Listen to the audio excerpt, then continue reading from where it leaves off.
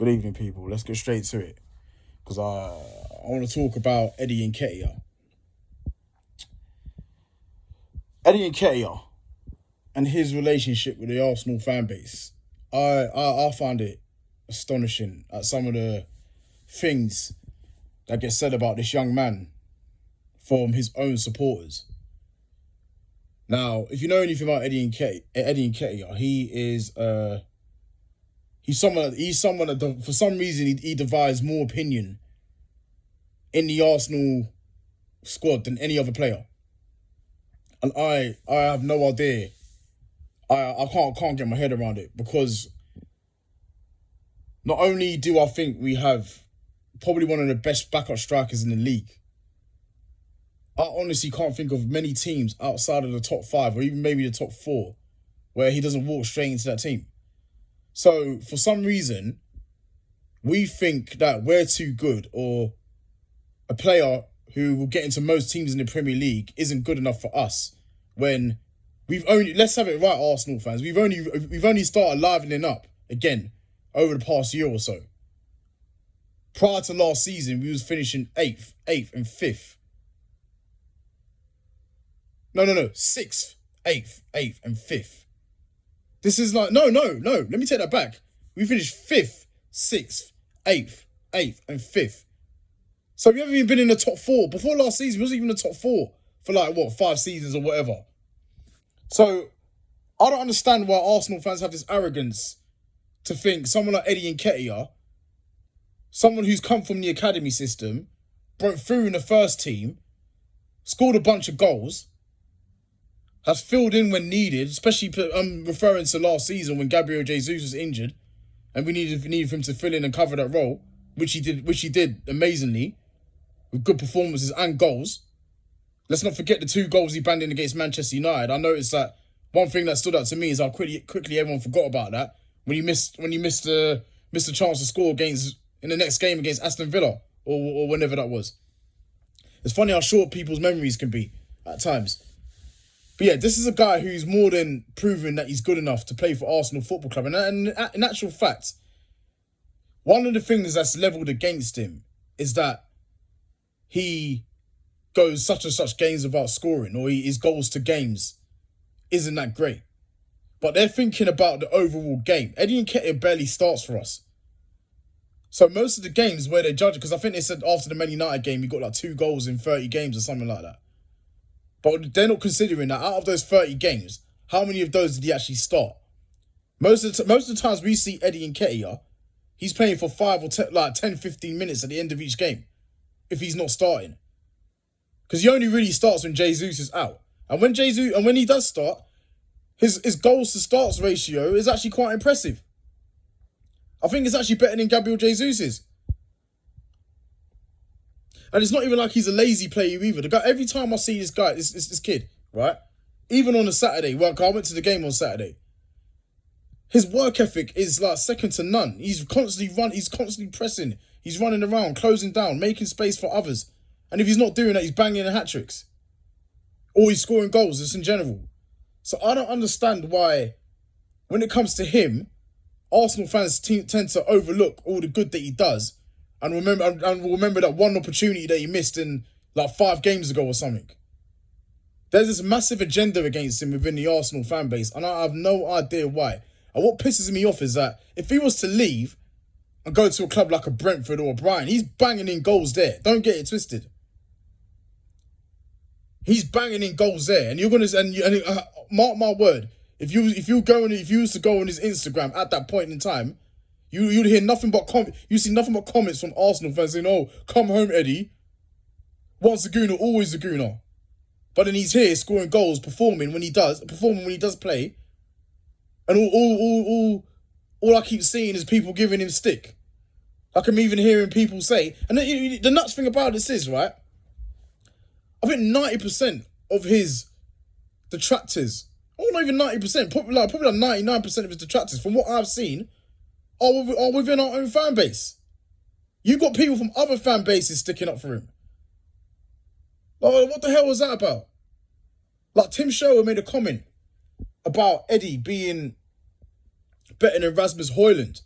So I'm looking through this was on like an Instagram post. I think it was Sky that posted it. So out of curiosity, I looked through the comments, right, just to see what people say, and all I'm seeing is Arsenal fans, because I'm clicking on their profile to see who's who.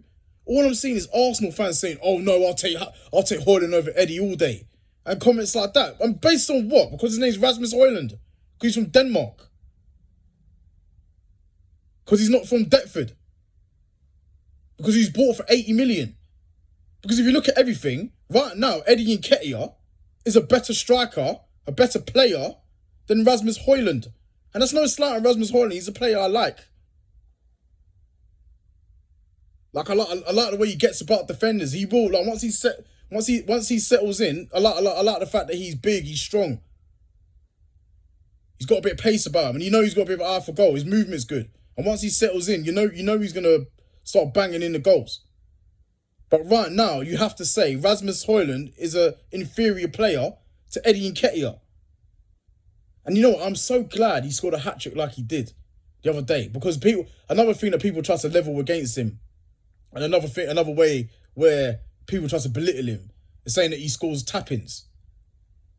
Like, scoring a tap-in, and you can ask Erling Haaland about this, that's an art within itself. You got to be in the right place at the right time. You got to identify when there's going to be space. Your movement's got to be on point. And you've even got to be a good finisher, because half the time a tap-in is a first-time finish, and you haven't really got time to think. As soon as the ball comes to you, bam, back of the net. So tap-in is not anyone could score a tap-in. 90% of people that make that comment wouldn't even be able to score those same tap-ins that he scores. It's not just, you're standing in front of goal, you're pointing in the back of the net. Ask Ruud van Nistelrooy. Like I said, movement. Losing your marker. Finding space. Identifying where the space is going to be. Being in the right place at the right time. That's a tap-in. So when you think if you're using that as a way to belittle a centre forward who's a professional at his craft, then you sound like a flipping idiot.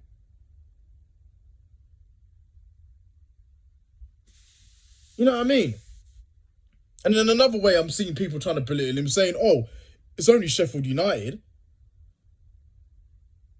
Luis Suarez, right?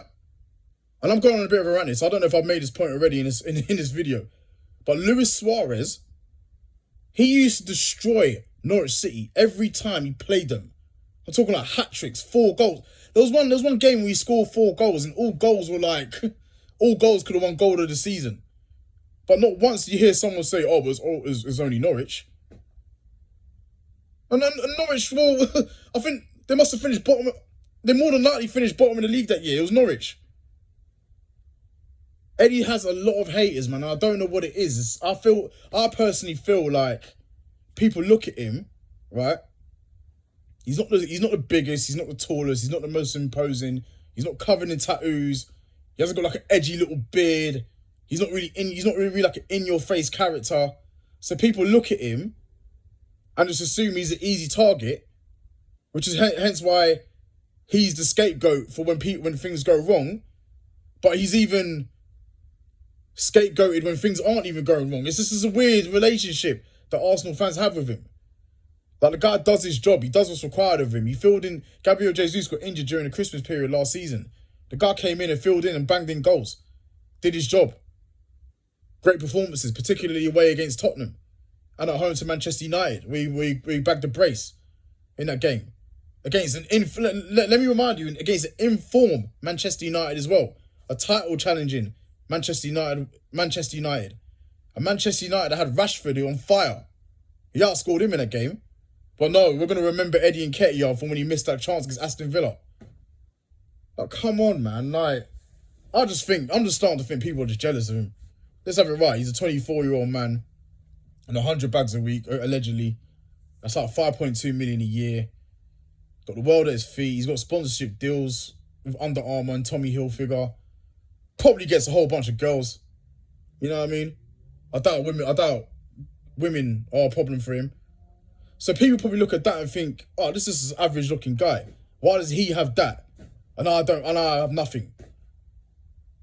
I think that's how people look at it, man. Like, there's a lot of jealousy. There's a lot of jealous people out there, man. That's what you got to remember, man. People want to see your downfall. Oh, sorry. People just want to see your downfall all times, man. I just feel like, Eddie, if you're watching this, which you probably ain't, don't watch what people say. Don't watch the naysayers. People just bitter. They don't want to see you win. Just keep doing your thing, keep winning, keep scoring goals for the club that you love and you've come through the academy at. There's always people, for every hate you got, there's always gonna be people that's supporting you. I'm one of them. You know what I'm saying? I think you're a top striker, mate. And it's time Arsenal fans get off their high horse and start realising the same. I think if his name was Eddie Nunes and he came from Colombia and he didn't come through the academy and he wasn't from Deptford, I think people's attitude towards him will be a lot different. Anyway, man, rant over, man. If you like this video, press the like button, comment, subscribe to the channel, and I'll catch you later.